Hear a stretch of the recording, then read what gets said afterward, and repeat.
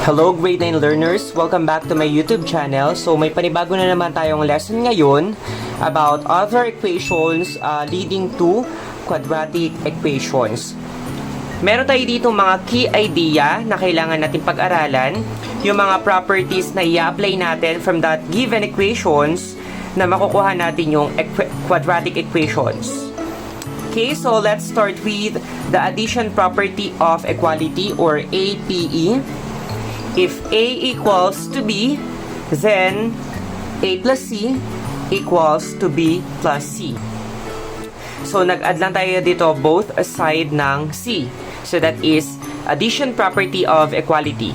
So, kapag nag-add ka dito sa left side, mag-add ka rin doon sa my right side. And that is APE. Next, multiplication property of equality or the MPE. If A equals to B, then A times C equals to B times C. So, kapag naman nag-multiply ka sa left side, mag-multiply ka rin doon sa my right side. And that is multiplication property of equality. Next, cross product property. If A over B equals to C over D, where B and D should not be equal to 0. So, hindi kailangan or hindi magiging 0 dapat yung B and D because division by 0 is not allowed. Then, since cross product A times D equals B times C. So, cross multiplication. And then, we have here the squaring property of equality. If A equals to B, then A squared equals to B squared. So, in-square parehas yung A at B. Okay. Again, so yun yung mga properties na pwede natin i-apply leading to quadratic equations. So, let's have an example. X over 3 equals 5 over X plus 2. So, we need to express this equation as a quadratic equation. So, let's have the solution. So, ang pwede natin i-apply dito ay yung cross product property. Wherein, i-multiply natin yung x sa x plus 2. So, we have here x times x plus 2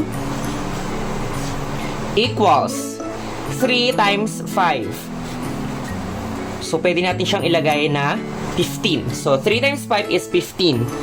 Next, after this one, gagamit tayo ng multiplication of polynomials using distributive property. So, we have x times x. We have here x squared. Then, x times 2 is positive 2x equals to 15. And then, we transferred 15 by applying the addition property. So, yung 15 ililipat natin sa left side or by just getting the additive inverse. So, pwede natin ditong i-apply yung addition property of equality. So, x squared plus 2x. From positive, it will become negative 15 equals to 0. So, therefore, this will be our final answer. X squared plus 2x minus 15 equals to 0. So, let's have our second example. X minus 2 over 3 equals to 3 over x minus 3. So, we need to express this equation into a quadratic equations. Okay, so pwede natin i-apply yung cross multiplication. So, that is x minus 2 times x minus 3 equals 3 times 3 is 9. Then, multiplication of binomial to a binomial. So, gagamit tayo dito ng FOIL method. So, first term, so x times x, we have here x squared. Then, outer terms, x times negative 3. So, outer terms, x times negative 3 is negative 3x. Then, inner terms, we have here negative 2x. And then, last terms, negative 2 times negative 3 is positive 6. Equals to 9. Again, in multiplying x minus 2 by x minus 3, gumamit tayo dito ng FOIL method. So, first terms, outer terms, inner terms, and last terms. Next, pagsamahin natin itong dalawa.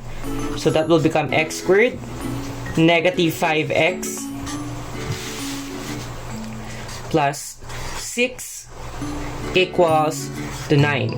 So let us apply the addition property of equality. So lipat natin yung 9 dito sa my left side.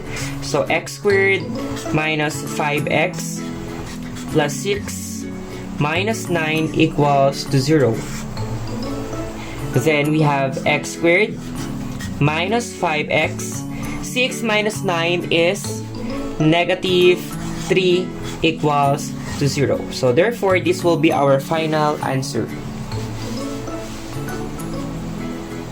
Okay, next. How about find the roots? So ngayon naman, roots ang hahanapin natin of square root of x plus 2 equals to x. So ano kayang property ang pwede nating i-apply dito? So we can apply the squaring property. So we can remove the radical sign here. So pwede natin tong i-remove yung radical sign by applying the squaring property.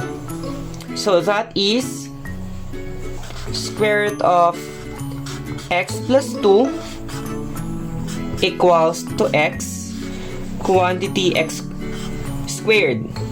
Then square root of x plus 2 squared, that is x plus 2 equals x squared.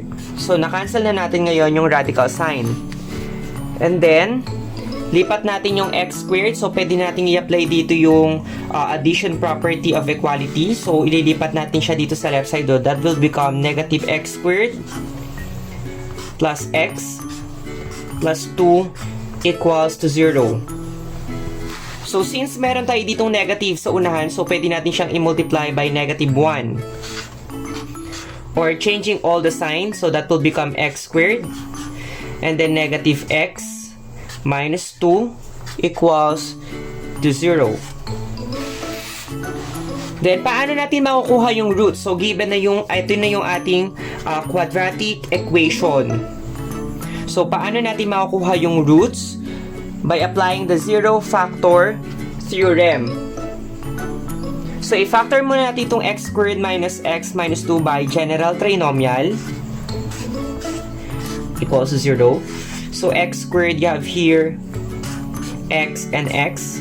Since negative, one is positive, then the other one is negative. So, ang ating middle term ay negative 1. So, that is x plus 1 and x minus 2 para makuha natin yung middle term na negative 1. So, middle term natin ay x. Sorry, dito yan sa x. We have here negative 2x, negative x.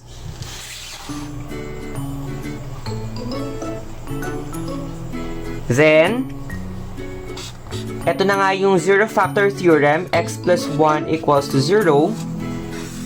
Then, x minus 2 equals to 0. So, we have here x equals to negative 1 and x equals to positive 2.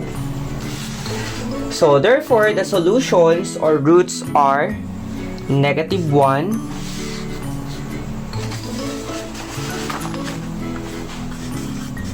and negative and positive 2. Negative 1 and positive 2. Okay, so that concludes our lesson for today. So, I hope that you learned something. So, don't forget to subscribe and see you on our next video lesson. Again, tatandaan lang yung mga property na pwedeng i-apply. You have here the addition property of equality. You have the multiplication property of equality. You have the cross product property, and you have the squaring property of equality.